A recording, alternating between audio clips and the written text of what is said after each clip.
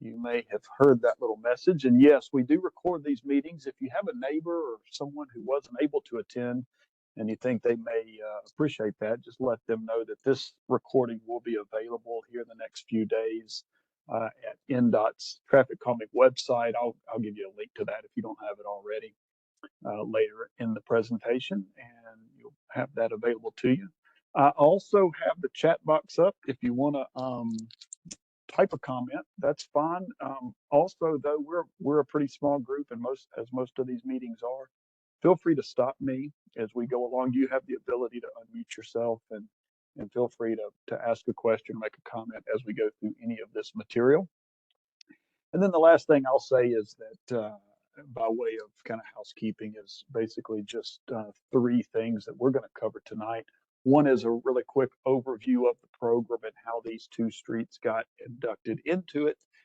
Secondly, we'll show you a very preliminary concept for what we think traffic calming could look like on Lakeland and on Emery. And then the last thing is we'll leave you with some expectations from us, some time frames and next steps that we will be going through.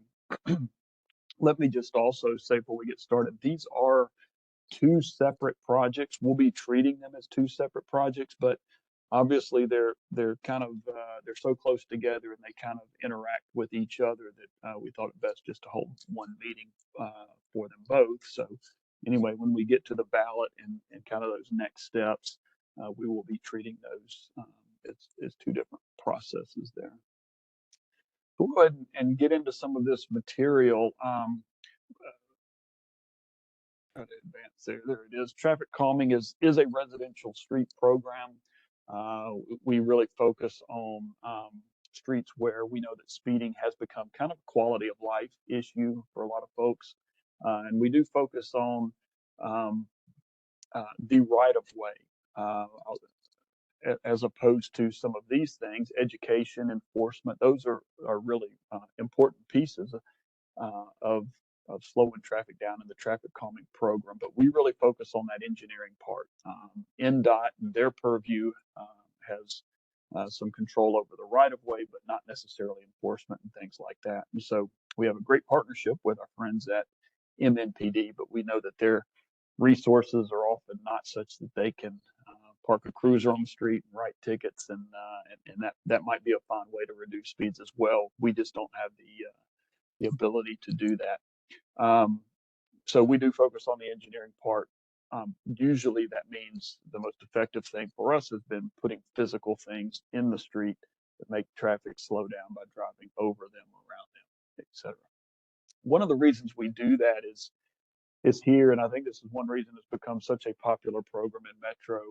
It is the recognition that there are a lot of users of our streets, not just drivers, and so we know in your neighborhood, you're no different.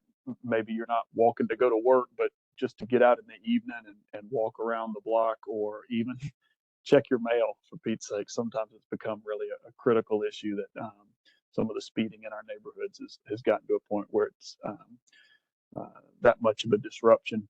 But safety is a big part of what we're doing here, what we're trying to focus on. And so a graphic like this shows how speeding can impact the survivability outcomes in the event there is a pedestrian crash. And so for that and other reasons, council and Metro leadership have been big proponents of at least providing the opportunity to have traffic calming in many of our neighborhoods. This is just a little bit gives you a little bit of an idea for what the demand has been like. Right now, I'll say our backlog, our requests for projects, maybe a better word, sits at about 500 individual streets just like these 2. We have that many requests across Davidson County. A lot of those are carryovers from application period to period, but that's really where that request list is sitting. And to counter that or to address that, we're able to do about 50 projects a year. We do 25 in 2 different batches, and these 2 streets were selected in our latest batch. And before I show you how we do that, we always like to plug Hub Nashville because we know that some of those requests for traffic calming may not exactly fall into what our program it has to offer. So if there are requests for sidewalks or new stop signs or new traffic control, things like that, we can't always address those in this program, but Hub Nashville is a great way to log that and keep it's kind of a clearinghouse for all things metro, local government related, and not just NDOT. Just about every department is represented there. So if you're not familiar with hub.nashville.gov, feel free to check that out or just call them at 311. But the data that we use to help prioritize, if we've got 500 requests for traffic calming, we obviously can't address all of those immediately, and so we have to prioritize those requests. And this pie chart shows you how we do that. When an application comes in, and all of these projects that we work on in this program have been requested by a constituent on the street, and we'll take those applications and we collect data on all of them. And 70% of the score that we use comes from that data that you would probably recognize. It's the amount of traffic on the street, and it's the speed at which that traffic is driving. That's the biggest part of our score. But there's some other things too. There's the presence of other accommodations. Do you have sidewalks? Do you have transit service? Those types of things. You guys don't have sidewalks on these streets, and so that boosted your score. Are there destinations in the area like schools, parks, libraries, etc., things that might make a walking trip more likely? And then has there been a documented instance of a pedestrian crash? And so we look at all of that data for every project and roll that all into a composite score and basically just rank those. And so the top 25 move ahead in our process. And fortunately or unfortunately for you, both these streets showed up here. And I guess it's a good time here to say it. We recognize that both of these streets, it's kind of an extension of a previous project.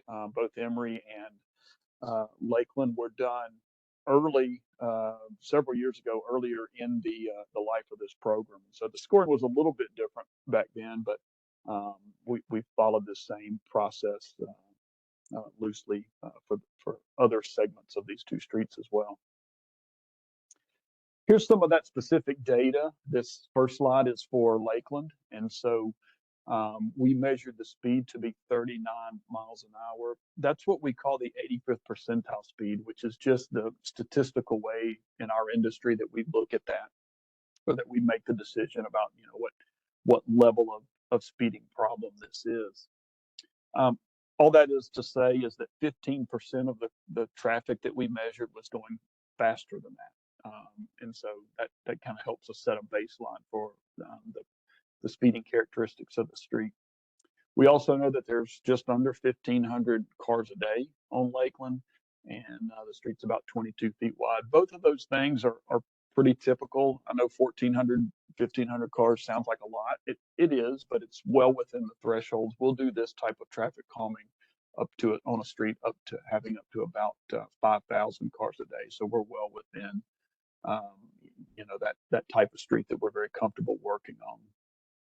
The length of this project is about 1.25 miles. That's probably a little above average in terms of the length of the street. This is a good long stretch here from Donaldson all the way to the end of the street down at Waxhaw. But aside from that, it's a pretty typical street that we are accustomed to looking at. This is the data for Emery. Fairly similar. It's a little bit slower with an 85th percentile at 36 and a little bit less traffic. I'm sure you all who live in the neighborhood would recognize that. It's not quite such a through road and doesn't have that signalized intersection at Donaldson the way Lakeland does. It is a little bit wider though, and so that's something that we'll be looking at when we design a potential project for the street. And of course, it is shorter at about 0.6 of a mile. Here are those two streets on a map. I know some of the labeling and all may not be as clear. Hopefully you can see it, but I've put those two big arrows to show you. Emery Drive, of course, is on the top, and Lakeland's the longer one on the bottom. Those colors mean something, and I like to show this map because this is an interactive map that is available to you, again, at Metro's Traffic Calming website. You can go in there and zoom in and pan around all over the county if you want to and see all of the traffic calming projects that are in the works. That green color that you see on these two projects that we're talking about tonight just indicate that we're in the process of working with you as the neighborhood to develop that project. The blue color, if you see the extension there to the left-hand side of the screen, there's blue dotted lines. That just indicates that those two segments of these streets already have a traffic calming project completed on them. And I know you all are familiar with the speed cushions that were put there, so we probably don't have to spend a lot of time defining what those are. You guys are familiar with them. The purple line up on McCampbell and maybe Surrey Road, those just tell us that there has been a traffic calming application put in on those streets. And so again, this may be where if you want to look wider at this map, you can do that and see if any other streets in your neighborhood, if we have received an application for those.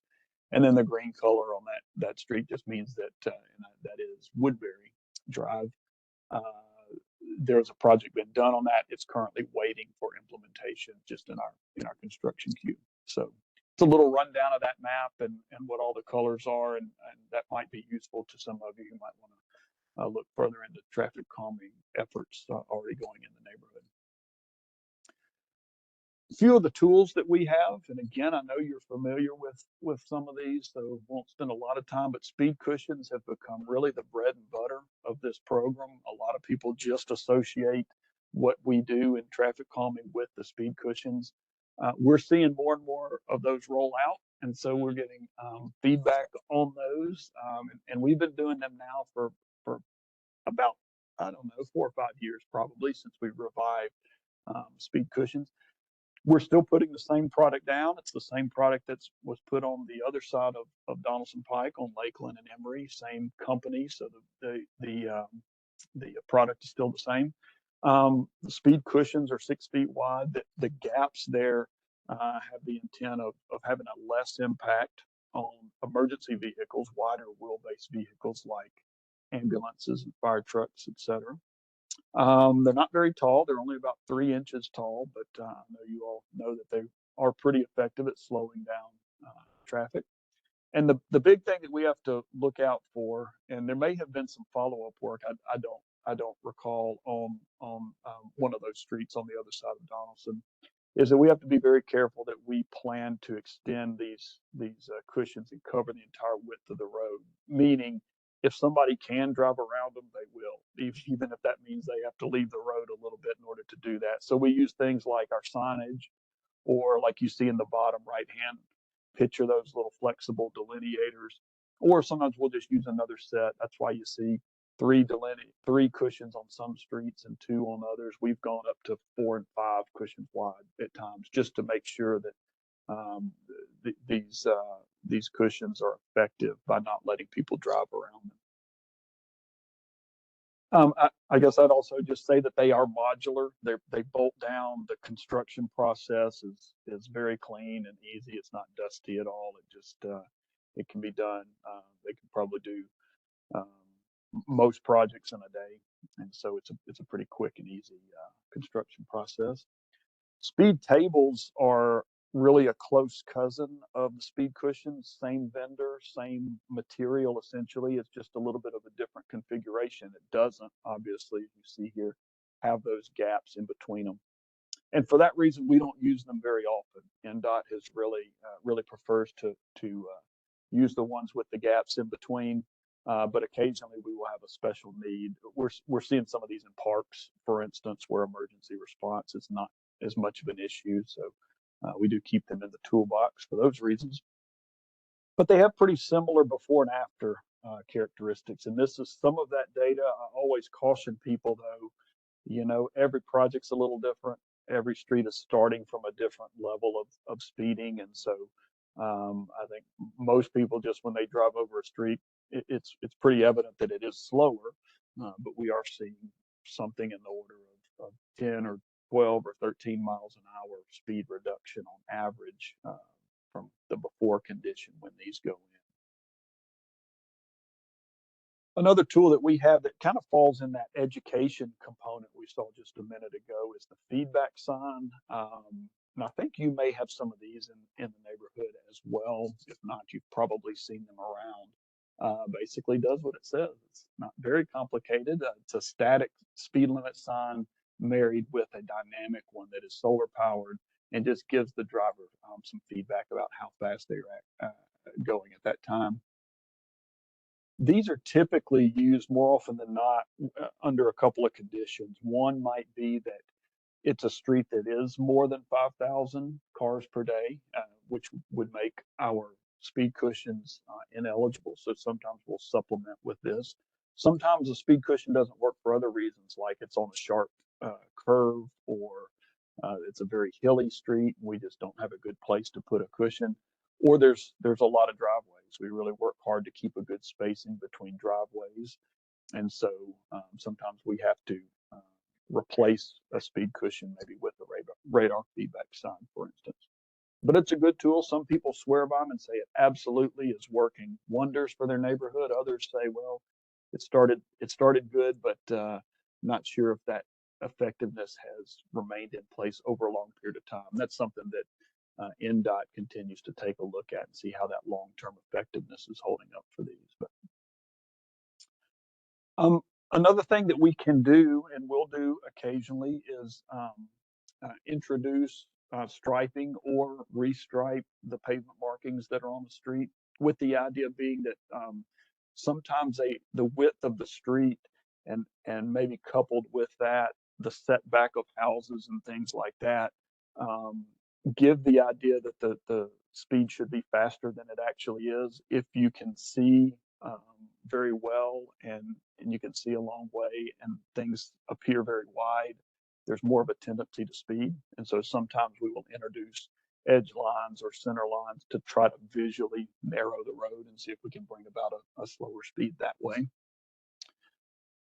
And then taking that a step further, and this is more for urban areas where we have more pedestrian activity and things like that, we will try to slow speeds maybe around curves where over the years these intersections were built very large with very large turning radii, and that tends to result in some speeding at intersections. So we can narrow that by doing some fancier things with um, our striping, like bulb outs, where we can effectively narrow the width of the intersection.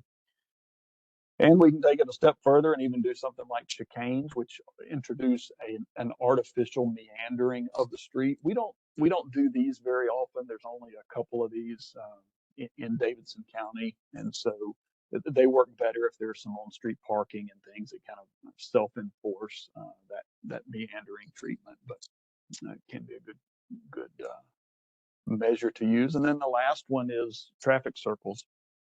This is one that kind of comes in spurts. NDOT will do some, and then we've kind of been on a pause as we evaluate how those have worked. A few more have started coming back in recently, and again, just kind of evaluating those. One of the difficulties with this is, first of all, you have to have an awful lot of pavement. It's got to be a very broad, big intersection for one of these to fit. And even then, when these are introduced, sometimes we have some difficulties with large vehicles, school buses notably. School buses cannot turn very sharply at all, and so um, that sometimes creates problems. So we're very careful about introducing traffic circles, but it can be a good tool at times. So those are the main things that we have and we will use on most projects, but most of our, at least initial concepts, look like what you're seeing here. This is the first part of our concept, our thoughts for traffic calming on these streets, and it's a series of speed cushions. It's very similar to what was installed on the other side of Donaldson, so it will feel like a pretty natural continuation of those. I know those two segments of the street are probably fairly independent because you have such a major street in Donaldson Pike separating them, but let me just start on the top there. That's Emery that you see running east-west across the top. The stop sign here at Donaldson being one end of the project, and the stop sign at Braidwood over on the right-hand side of the screen being the other end of the project. That segment that as we talked about, is about two-thirds of a mile, about 6/10 of a mile. And so the way we arrive and what we're planning for or would propose would be 4 sets of speed cushions in that length. And the way we arrive at that is we'll take the length of the street and we will divide it by what we know a good spacing of speed cushions to be. We'll typically look at something between 400 and 600 feet in between each set of speed cushions. We know that. Slide, it's still on the traffic circles. Oh, I'm sorry. Thank you. I appreciate you saying that. Yeah, I'm got 2 screens going here. So Emery is across the top, and that's the 4 sets of speed cushions. And we will take the distance of that street, 6/10 of a mile, and we'll divide it by that desirable length. In this case, I would opt for more a little bit on the longer end of that, 400 to 600 feet. In fact, I may be a little bit over 600. A touch, just because when we get into more suburban areas, you guys have bigger lots, bigger lots here, and so sometimes it works a little bit better. But we're trying to be in that range because it's close enough that it prevents somebody from going over a set of speed cushions and then stepping on the gas just to get to the next one. But they're not so close together that it's just totally obnoxious for you all who have to drive over them every day, or that it might push traffic to some other street. We're kind of trying to thread the needle there between being close together and not too close together. So anyway, we think 4 sets is about where Emery ought to be. And then Lakeland is pretty similar. You can see they pair up fairly well, just being a parallel street. And so, but Lakeland runs off the page here. So what you're seeing is the western edge of Lakeland from Donaldson Pike at the signal there to the left. And then as I flip the page here in a second, we move on down toward Waxhaw. I think we have a total of 9 sets of speed cushions that would run the entire length of that. And for Lakeland, again, that spacing gets even a little bit wider still, a little over 700 feet. I think that will give us a good result, and at the same time kind of giving some recognition that Lakeland's a little more of a through route, and that additional spacing I don't think will be a bad thing for you also. Let me flip the page here. You can see the school site here. We're looking at Braidwood is the intersection on the far left, and then you come to Ironwood, and then that whole series of smaller streets all the way to Waxhaw on the far right-hand side of the page.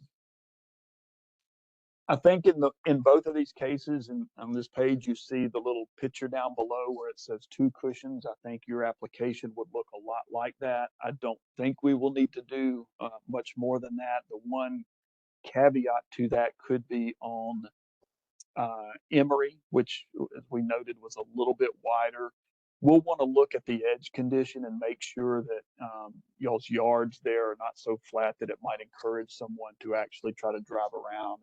But we can use, again, that signage is a pretty typical application that you see in that picture there that does a good job at preventing some of that. But otherwise, I think it would look similar to that. I've talked a lot. I'd love to hear some feedback if you have it on either of these streets or the concept here, or what you think. You like it, you hate it. What are your thoughts here? Feel free to either type or unmute yourself. I have a question if you can hear me. I can hear you. Go ahead. I live on Lakeland. I actually live at the bottom of the hill that is near Allen, the intersection of Allen and Lakeland. That little T intersection. So yeah, if you look from like from Colfax sort of to the right, Allen's like right off the page. That I live like at the bottom of that hill. Okay. Do you guys take into, because you said the spacing was wider, do you take into consideration the fact that like on a downhill, people are, first of all, that road is very long, downhill, and very wide, and people go real fast down it.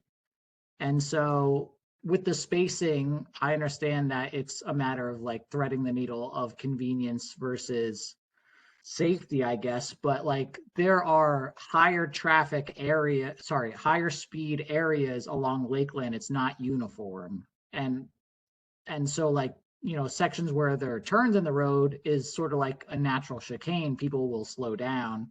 Sections like my section, people are just ripping down it because it's a long straight downhill. Yep. It would be likely, because we have so many requests, we get one data point. So I couldn't tell you where the tubes were set. We collected that data.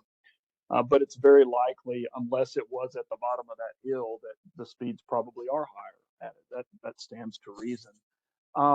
What we typically say is, what we're trying to achieve is kind of a consistent slowdown. I think that typically works out pretty well, at this level of spacing. But it's certainly something. I mean, there's no rule that says it has to be consistent from one. If we measured in between these places that you're seeing on this map, they're not going to be identical. And so certainly we can shift things. And when we get in the field, we can shift things to try and counter that. If you're seeing much higher speeds, probably at the very bottom of that hill, I would guess. Now, one thing I would say that we do, and I alluded to this earlier, is if that hill is greater than about 5%, certainly if it's greater than an 8% slope, that is the grade of the road. It's not. Yeah, it's not. It was not that steep. Okay. Yeah, if that we have some thresholds, and we won't put speed cushions on something that is steeper than that. So that's something we'll take a look at when we get out in the field, and that's great input. That we'll see if there's anything we feel like needs to be an additional countermeasure to that. Hi, this is Kelly. I'm here with Christy looking at this together. Could you show a little enlargement on the Emery and Colfax corner? I'm right on the corner myself, and a lot of people U-turn there like crazy. So if they're spaced where people can kind of go around to the side, they're going to do that and be in my yard for sure. Yeah, let me see. I don't know if this helps City or not, but are you on the corner that we're showing the speed cushion? Go scroll down where it's showing Emery and Colfax. Oh, I'm sorry. Yeah, that's all right, right there. Okay. Yeah, that's my house right there. And so that what are the U-turn intersection they U-turn like crazy. And which way are they U-turning? Usually they're headed east, and they U-turn and go back towards Donaldson Pike. Okay. I don't know why, but I mean, I've lived here a couple of years, and I mean, I bet let's see one a week at least, that I'm noticing. So I don't even know how many more. So. Well, that's fantastic. We would never have known that, and so what we'll want to do is make sure that cushion that we show there is a decent distance away from Colfax. It may be just fine the way it is, but when we get out there and look at it, we'll want to be sure that if we don't want to prevent that from happening for whatever reason it's happening. We just want to make sure someone can do that safely. I know it may be a nuisance. I don't know, but there's not much we can do about it. And this is Christy. We're neighbors. We live right next door. Would it not be better to put a four-way stop at that intersection, maybe instead of a speed cushion? Well, we get that question a lot, and we can't do it in this program, and the reason why is because stop signs. There's guidelines that are kind of federal regulations that you look at, and the city won't do it because stop signs are not supposed to be used for speed control. And so what has to happen is if there's going to be a four-way stop put in, they'll come out and they'll actually do a traffic count, and there are warrants. There are thresholds that have to be met from a traffic volume standpoint. What they don't want is a street that has such a minor, it's a very minor street intersecting with a much more major one. And over time, if it's just a, kind of a ridiculous stop condition that traffic won't even pay attention to it anymore. That's the philosophy there. So we won't do stop signs as part of this program, but it's certainly a request going back to that hub that I mentioned. I mean, it can happen, but it's a different type of study. All right. And bring that up as well. And would you mind going back towards Donaldson Pike there in front of, Sweet Milk and all that new area? I'm just curious where your speed bump is. Okay, that's great. That's great. Because I know a lot of times people are coming out of that parking lot and we're headed from, going towards Donaldson Pike and they don't see us and people don't slow down. So that's a good one there. Yeah, what we try to do is when you have a commercial property or a road as major as Donaldson and you turn off of that, we want people to recognize when they hit that first speed cushion, they are now entering a neighborhood. It's no longer like the commercial strip. So we'll usually try to, and plus it's kind of a nuisance for people just trying to get out of that business. So we'll try to do it, right after you get past that first set of commercial properties. Mm-hmm. My name is Caitlin, and I am at the end of towards the end of Lakeland, between Truxton and Paces Ferry on the second version of the picture here. I was curious because I have two questions. One is from the neighborhood Facebook page because they weren't able to come. They were curious about something. If there's a reason why it stops at Paces Ferry versus Waxhaw, or if it like where the first one start or the last one ends, depending on how you're looking at it. Yeah, no, that's a good question. So the end of the street obviously is just behind Waxhaw, right? And then for our purposes, we can say we go all the way to the end of the street. Yeah. There's not that many houses beyond that. We could certainly take that cushion and put it to the other side of Paces Ferry. I think we're beginning, the further east that we go, we're just picking up less and less users on that. So it's just kind of a judgment call. I ask because all three of them are used as major cut throughs: Truxton, Paces Ferry, and Waxhaw from Stewart's Ferry back through the neighborhood. So I just was curious why you started it there versus the other. If we have to choose between that one, Paces Ferry is definitely the one to choose. Because I'm right at the edge of Lakeland and Truxton on the corner there. So just based on the people I see go by, that would be. If you were to tell me, there is a problem coming out of Waxhaw and we need another one. I know of the three, that's the least affected. It is a cut through, but not anything like Truxton or Paces Ferry. Okay, I would think so. That makes sense. And then the second question was, somebody was concerned about, and obviously this is an extremely rare scenario, but they were concerned about what happens when streets need to be plowed, if that is ever, Nashville deals with that every couple of years, but how these speed humps affect that. Yeah, that question comes up a lot. So a couple of things. One is just about, and maybe in this case, every location has this sign that goes along with it. So, if there's a case where, I know this isn't exactly plowing, but if there's a case where we do get a lot of snow and it covers these, you at least still have that visual there of something, even taller than the speed cushion, let you know it's there. We also turn these in. The NDOT maintenance crews have GPS in their trucks and their plow trucks. They know every street where these are located, and so they're prepared for that instance in which they do have to plow. They know that street has these on there. The other good part, and this isn't plowing as much as like paving or other kind of maintenance activities, or if you ever have to do a curb cut in the street, again, they can be taken up and put back down. So there's an advantage to that. But plowing is something that comes up. Thank you. I have one more thing. Again, this is Kelly.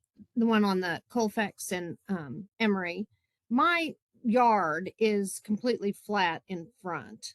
So I am concerned about people trying to go around and going in my yard and hitting my mailbox, quite frankly.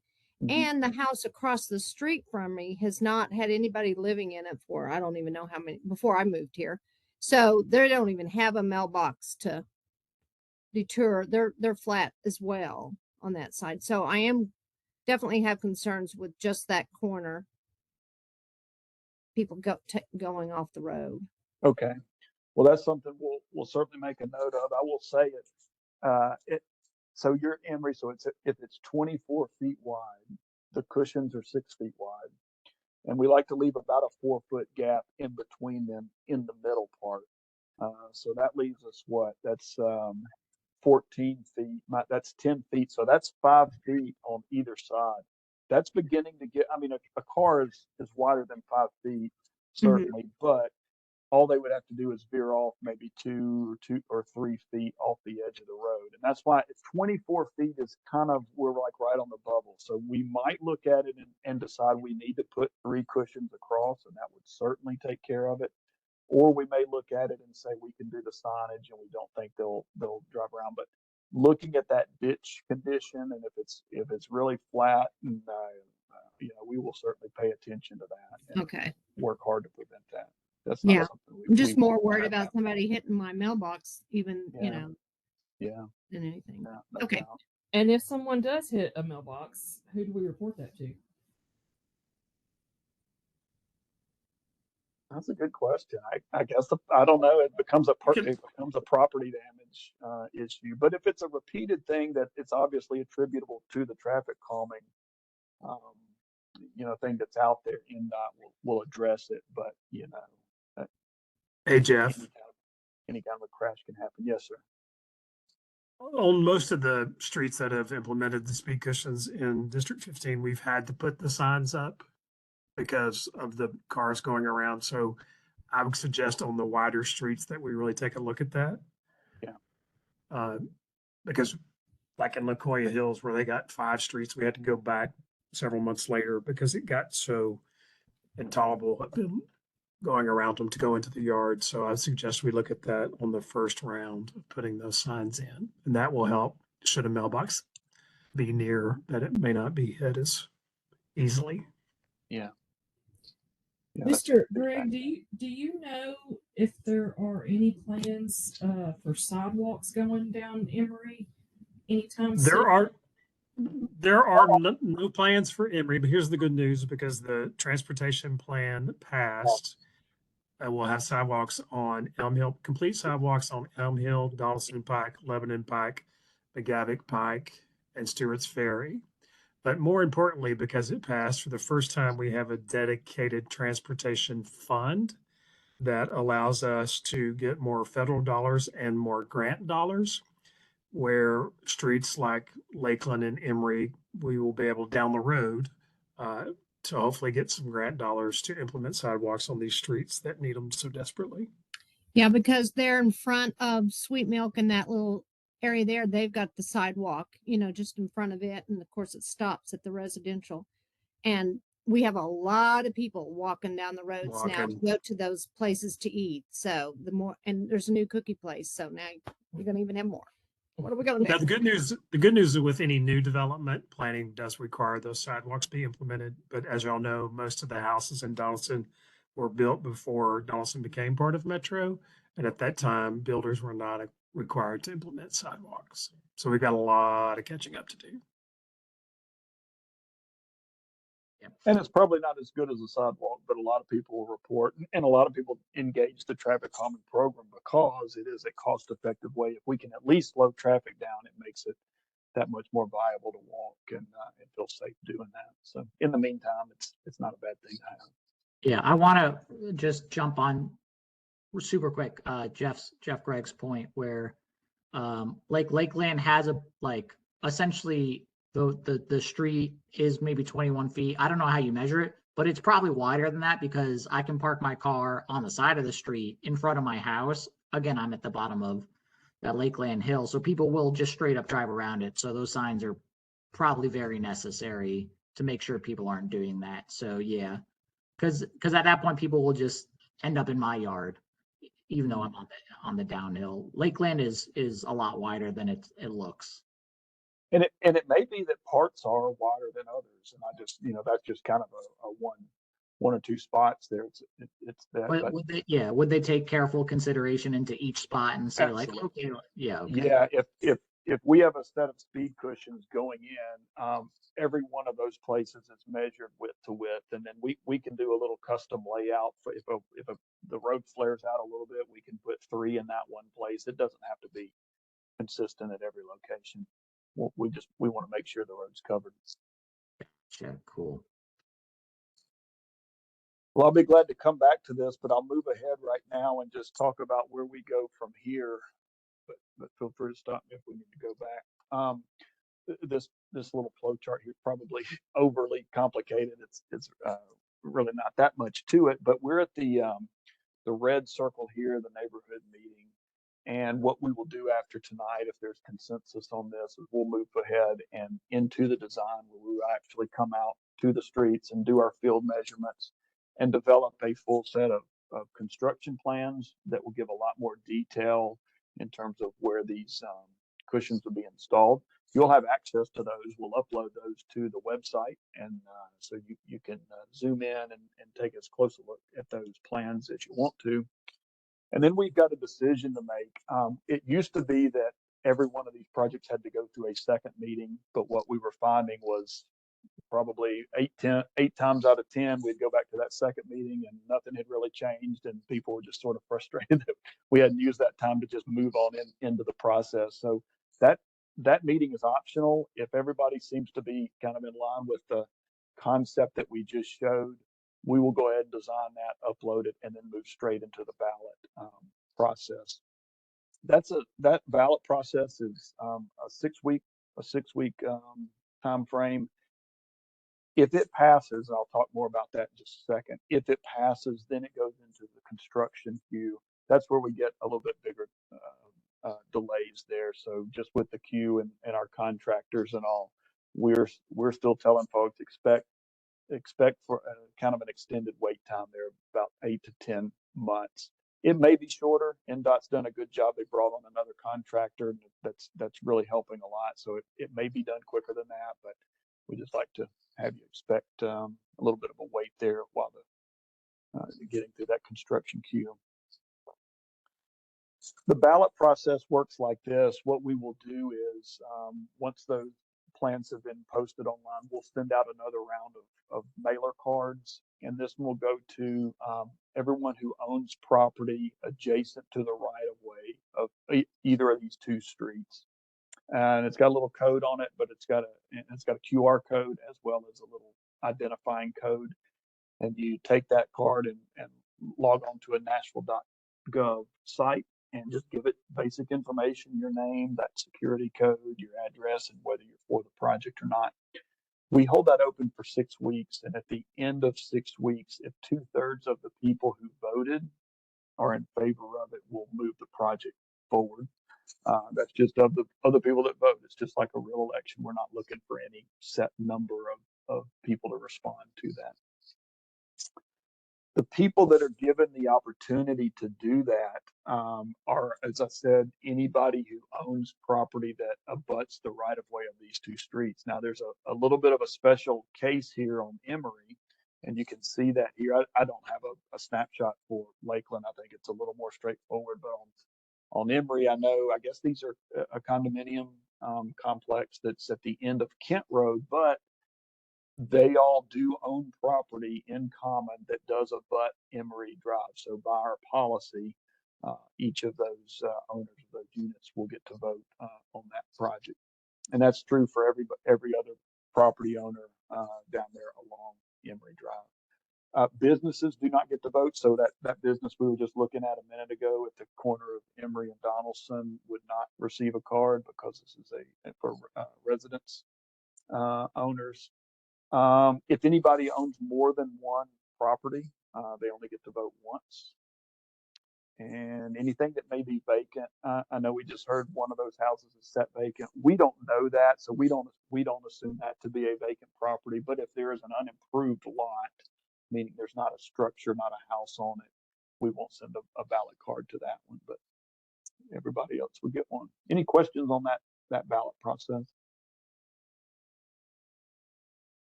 Okay. We're wrapping up here. That's my information. I'm Jeff. I'm the one in green below, and it's Jeff Hammond at birchtransportation.com. And then the NDOT, it's kind of a generic email address, and that's because NDOT has several project managers that all can respond to those things. So NDOT TrafficCalming.Nashville.gov. Feel free to reach out to either or both of those email addresses if you have questions or things you didn't think of while we were on the call here tonight.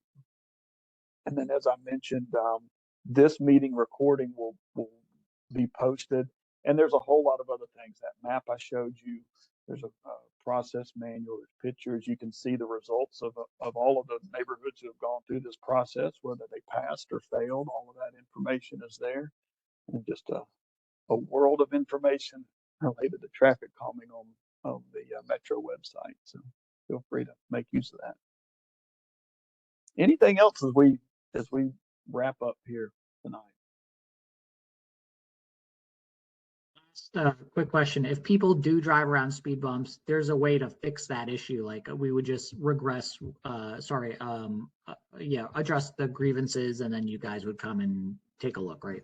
Yes, and that's what Councilman Gregg, I think, is probably alluding to.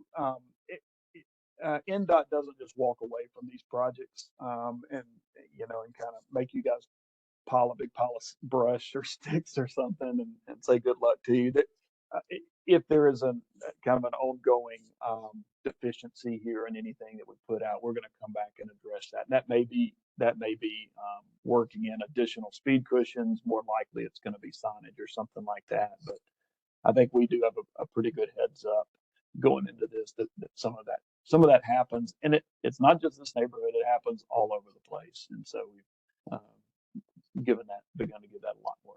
Is this just like a general city thing that they pay for it, or is it property specific to these areas? No, it comes out of the general fund. Council, it's worked into what the city calls a capital spending plan, so it comes out of NDOT's budget. Sometimes it's earmarked specifically for something called Vision Zero, which is basically the safety campaign of NDOT.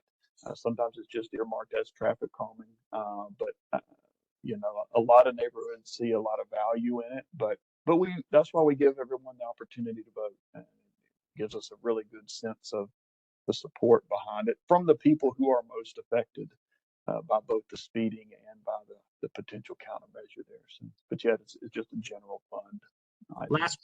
Last question, because now that you brought that up, I kind of remember, and I'll stop talking after this, but I remember that the other side of Lakeland, it might have been the beginning of this year or late last year, Nashville, the city sent out we have these funds, what should we do with them? Some of them were speed projects. Some of them were like, fund this library. Some of them were like, let's build this park. And I do remember some of these, like you had to vote on your 5 favorite projects, and some of them were some of these traffic calming things. The city's not going to be voting on this, right? Just the residents here. And if it passes, it passes. Very good.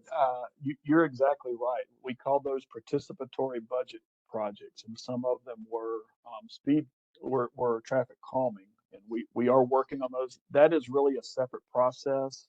That funding came through that participatory budget process. Those were voted on by the county at large. This is a different program. So you're correct. This is going through the standard traffic calming. No, the city at large will not vote on this. The only people eligible to vote on these projects is the street. And by the way, it's already funded. There's not we're not looking for funding for this. When we put out the list of the people who have been selected for traffic calming, we know there's money in the budget to do these. And so at this point, it's kind of in your hands. We're here as your resource to help design and shepherd this project, but it's really the neighborhood's decision at this point through that ballot process. that fails, if the ballot fails, it's actually up for re-review in like 2 years. That's correct, right? It can be. And the other thing that, yes, I mean, you can reapply after that period of time. But the other thing that we do in the meantime, if it does fail, is we will come back and do what we typically call a plan B. We assume that if it fails, it's failing because people don't want speed cushions. It's kind of become apparent to us. So we will do a plan B, which won't include speed cushions, but it might have some striping. It might have some feedback signs. We'll relook at the project with that in mind and try not to just totally walk away from it. We'll try to do something of a little bit of a lesser aggressiveness and treat it that way. Thank you. You are certainly welcome. Hi, Yeah, go ahead. sorry, I popped on the call right at the end, so I apologize for that. This may have already been discussed, I don't know. I am wondering how we would go about, if it's a possibility, to get a four-way stop at Colfax and Lakeland, because that bend, and I don't know what it is, people just come flying around that bend, and people can't pull out of their driveway safely with that bend. And I'm wondering how we would go about getting a four-way stop for there. Yeah, four-way stops were discussed earlier, and it's a different process. You can make the request at hub.Nashville.gov, and what the city has to do is come out and do a volume count at that intersection. Four-way stops have to meet a certain threshold for an amount of traffic on all four legs, and so that's what they would be looking at. But I will say I this apologize for the repeat question. No, that's totally fine. It's a good question. I will say this as well, though, and what we will sometimes tell people is with a traffic calming project, people will say, "Hey, can we get a crosswalk here? There's a sight distance issue there, or a number of little issues all along the length of a project." And we'll say, let's do the traffic calming project. We know that will slow traffic down. And then let's see if that doesn't help the situation quite a bit. I'm not saying don't request the four-way stop if you want to and you think that needs it. Feel free to go ahead and do that. But I'm looking at, if you look at this page right there where you're talking about at Colfax and Lakeland, we've got a speed cushion just right there at that intersection. My hunch is that will go a long way toward helping that situation. Yeah. Okay, great. Thank you. You're welcome.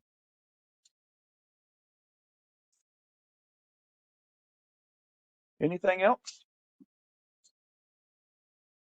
Again, we really appreciate you taking the time here and your interest in safety and your interest in this project. And so I would assume the next thing you'll hear from us will be the card in the mail letting you know that the plans have been uploaded to the website and that ballot process is open.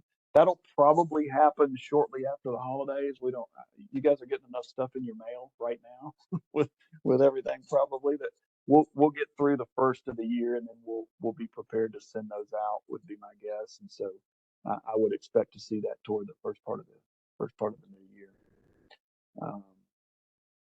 But in the meantime, if you have any other questions or things you want to be sure to let us know, feel free again to reach back out via email there. And again, if you did join late, remember that this meeting is being recorded, so you can go back and watch all of it if you want to, and feel free to let your neighbors know that it's out there as well, and they can do the same. With that, we'll wish you a very good evening. Thanks again for your time and your interest, and hope everyone has a great holiday season coming up.